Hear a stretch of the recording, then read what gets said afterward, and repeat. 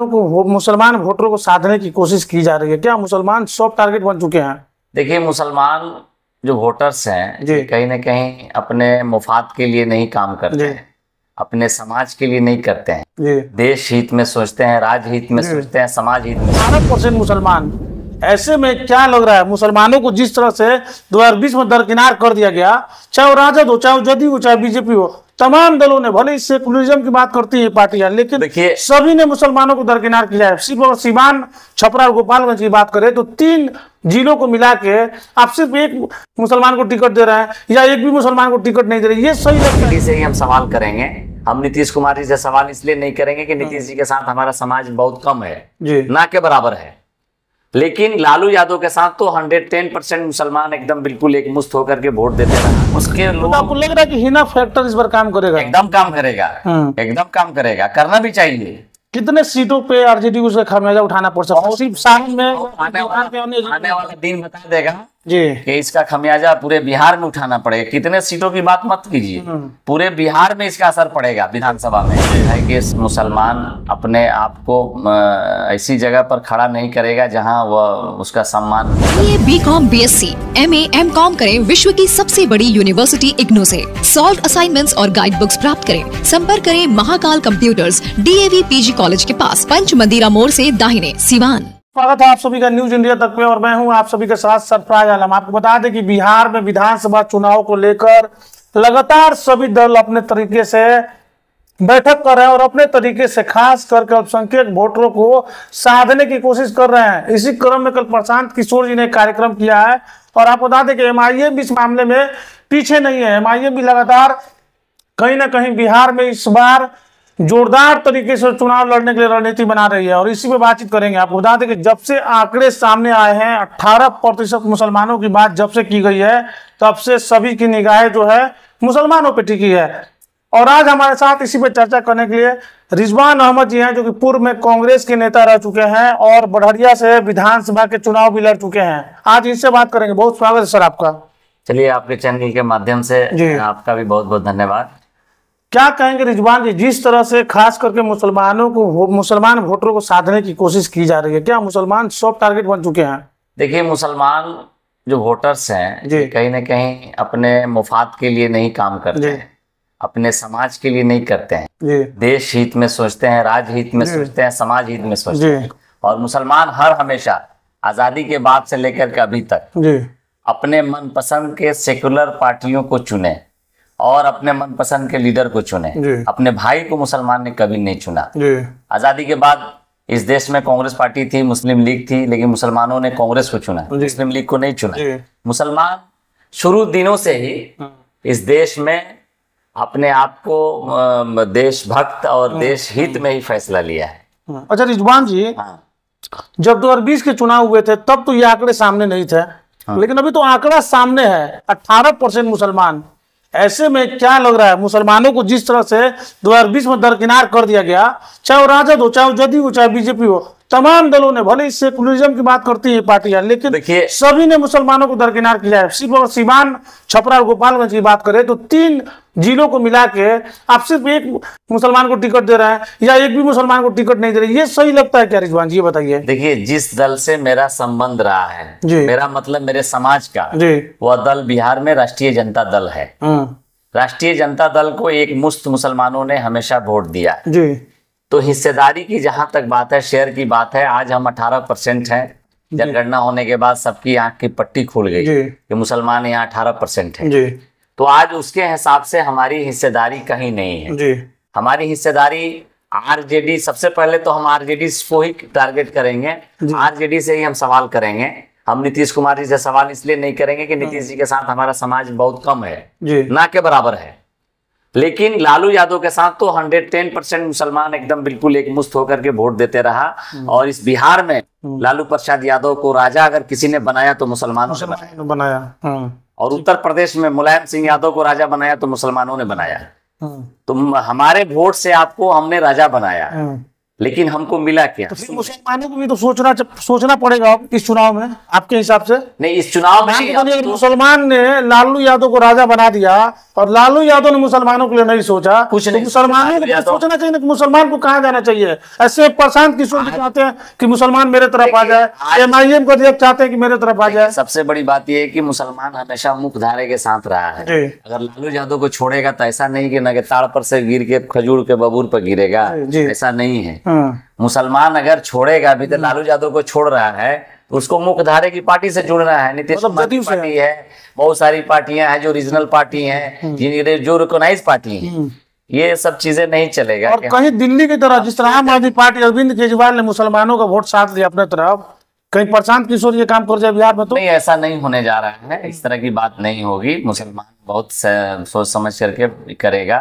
अब है कि मुसलमान अपने आप को ऐसी जगह पर खड़ा नहीं करेगा जहां वह उसका सम्मान की कमी आ जाए। मुसलमान हमेशा अपने आप को वैसी जगह। अच्छा, आप अगर मैसेज देना चाहेंगे, जो समाज के हमारे लोग देख रहे हैं उनको मैसेज देना चाहेंगे, जिस तरह से आपने अभी कहा कि लालू यादव को राजा बनाया, लालू यादव ने दरकिनार कर दिया, तो आप क्या मैसेज देना चाहेंगे, क्या कहना चाहेंगे आप? देखिए, हम यही कहना चाहेंगे कि मुसलमान, अल्पसंख्यक मुसलमान बिहार का ठगा महसूस कर रहा है आज के डेट में। आज के डेट में मुसलमान ठगा हुआ महसूस कर रहा है। आपको याद होना चाहिए कि 2010 के चुनाव में यही लालू प्रसाद यादव 22 से 23 सीट पर निपट गए थे। 15 में इनका अगर अलायंस नहीं होता JDU से तो इनकी सीट नहीं बढ़ती। 15 में ही इनकी सीट बढ़ी, जो आज सीट बढ़ी हुई है। और मुसलमान का इसमें अहम रोल है, भूमिका है कि मुसलमान लालू यादव के साथ रहे हैं। लेकिन अब मुसलमान को हिस्सेदारी चाहिए, मुसलमान को लीडरशिप चाहिए।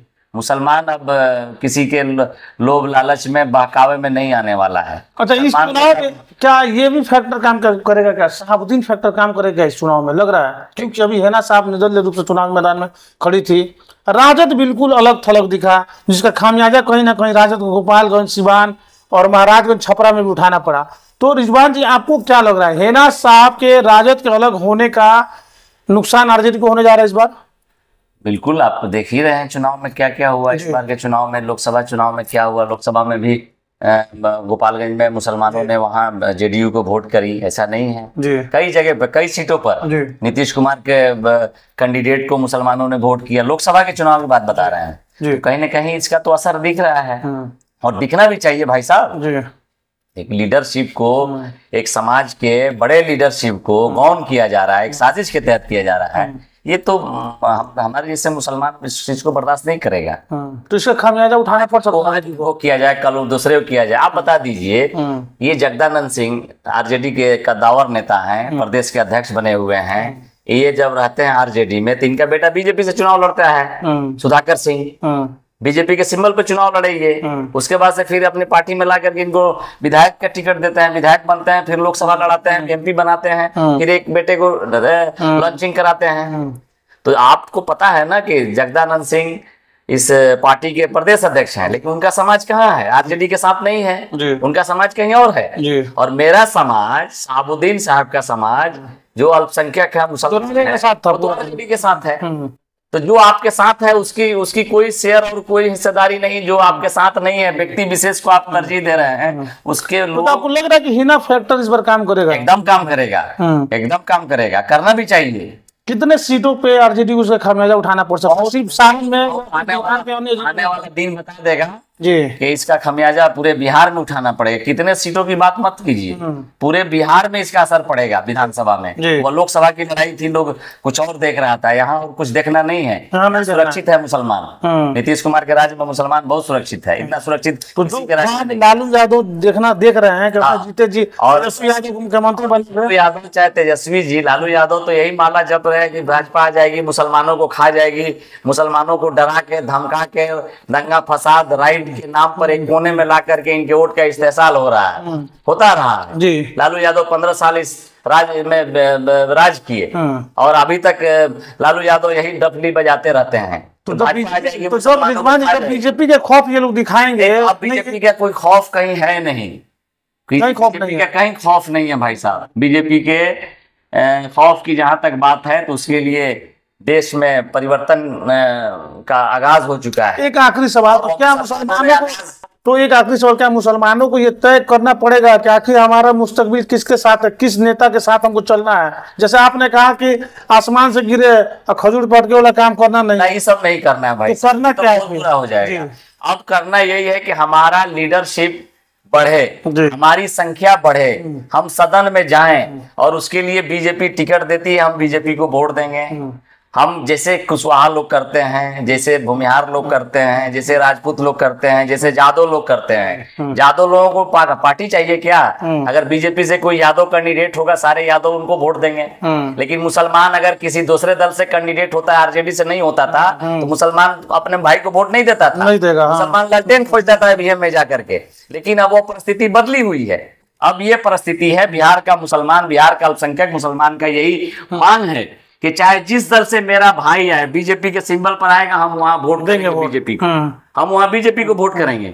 अगर जेडीयू के सिंबल पर आता है तो हम जेडीयू को वोट करेंगे। अच्छा, एक पार्टी का वोट बैंक बंद करके नहीं रहा ना, ये कहीं ना कहीं नुकसानदेह है समाज। अच्छा, नीतीश कुमार का एक सॉफ्ट कॉर्नर रहा है मुसलमानों को लेके हमेशा से। अरे भाई, तो अगर लालू यादव से मोह भंग हो जाता है तो क्या आपको लगता है कि बिहार के मुसलमान नीतीश कुमार की तरफ जाएंगे? कुमार के एकदम जाना चाहिए बिहार के मुसलमान को। मुसलमान के लिए तो सबसे ज्यादा वही काम किए हैं। कौन किया है? आज देखिए, आज अभी 41 दरोगा पास किए हैं हज भवन से, आज उनको सम्मानित किया जा रहा है। हमारे मंत्री मोहम्मद जमा खान साहब, माइनॉरिटी मिनिस्टर हैं, वो आज सम्मानित किए हज भवन में सारे बच्चों को।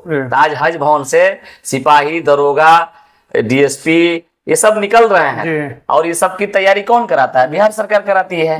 तो ये सब इससे इनके राज्य में कहाँ होता था? इनके राज्य में मुसलमानों के लिए सोच रहे हैं कि कर रहे हैं। एक आखिरी सवाल रिजवान जी, बहरिया विधानसभा कर रहे हैं मुसलमानों को करना पड़ेगा। मुसलमानों के लिए इतना कर रहे हैं कि हमको नहीं लगता है कि इतना कोई किया होगा। नीतीश कुमार कर रहे उतना मुसलमान को भी करना चाहिए, नीतीश जी के साथ चलना चाहिए। बहरिया विधानसभा की बात कर लेते हैं। बहरिया विधानसभा आपने चुनाव लड़ा, आपको हार का सामना करना पड़ा। इस बार रिजवान जी क्या करेंगे? चुनाव लड़ेंगे या फिर क्या? देखिए, चुनाव अभी लड़ने की कोई चर्चा हम नहीं कर रहे हैं। हम तो पॉलिटिकल आदमी है, शुद्ध रूप से राजनीतिक हैं। हमको पॉलिटिक्स में हमको बहुत मन लगता है, हम करते भी हैं। तो हमको तो चुनाव लड़ना नहीं लड़ना ये तो समय बताएगा, और वक्त पर हम फैसला लेंगे। फैसला हम नहीं लेंगे, लोगों को लेना है। अगर लोगों को लगेगा कि हाँ रिजवान अहमद के साथ खड़ा होना है, तो जनता पब्लिक खड़ी होगी तो हम भी। एक सवाल तो आपसे करेंगे, ये जब वोटर आप क्या देखते हैं, बहरिया को कहाँ देखते हैं? जिस तरह से वादे किए गए, चाहे वो आरजेडी के विधायक रहे, चाहे वो जदयू के विधायक रहे, आप किस हिसाब से देखते हैं ये जब वोटर के रूप में बहरिया में क्या विकास हुआ आपके हिसाब से? बहरिया 243 सीटों में, बिहार में 243 विधानसभा सीट है। सबसे निचले पैदान पे बहरिया विधानसभा विकास के मामले में शून्य पर है बहरिया। इसका जिम्मेवार निकम्मे जनप्रतिनिधि हैं। अभी तक जो जनप्रतिनिधि रहे वो निकम्मे रहे जी। उनकी न कोई सोच रही, न कोई उनका विजन रहा, न इस दिशा में उनका कोई प्रयास रहा जी। कि बहरिया को हम अच्छा करें, अव्वल करें, बेहतर करें। स्वास्थ्य के क्षेत्र में, शिक्षा के क्षेत्र में, विधि व्यवस्था के क्षेत्र में, बिजली की सड़क के क्षेत्र में करना ही नहीं चाहते, कोई नहीं करना चाहते हैं। चलिए, तो हमारे साथ रिजवान अहमद जी थे, जो कि साफ तौर पे हम लोग बिहार लेवल की बात कर रहे थे, और बिहार में जो अल्पसंख्यकों का इस बार मूड है, इसके ऊपर हम लोग बातचीत चल रहा था कि आखिर अल्पसंख्यकों को क्या करना चाहिए। तो कहीं ना कहीं शहाबुद्दीन साहब के निधन के बाद से ही जिस तरह से अल्पसंख्यक खास करके मुसलमानों का मोह भंग हुआ है आरजेडी से, उसको लेकर रिजवान साहब ने साफ तौर पे कह दिया है कि अब जो बिहार के मुसलमान हैं उनको नीतीश कुमार की तरफ अपना रुख करना चाहिए, यानी जदयू की तरफ बिहार के मुसलमानों को जाना चाहिए। वही बहरिया विधानसभा में रिजवान अहमद ने साफ तौर पे कह दिया है कि कहीं ना कहीं जितने भी जनप्रतिनिधि जीते हैं, जितने भी लोगों को विधायक बनाया गया है बहरिया से, उन्होंने बहरिया की जनता के साथ इंसाफ नहीं किया है, और यही वजह है कि बहरिया का विकास आज तक नहीं हो पाया। ऐसे तमाम खबरों के लिए देखते रहिए न्यूज इंडिया तक। बहुत बहुत धन्यवाद आपका।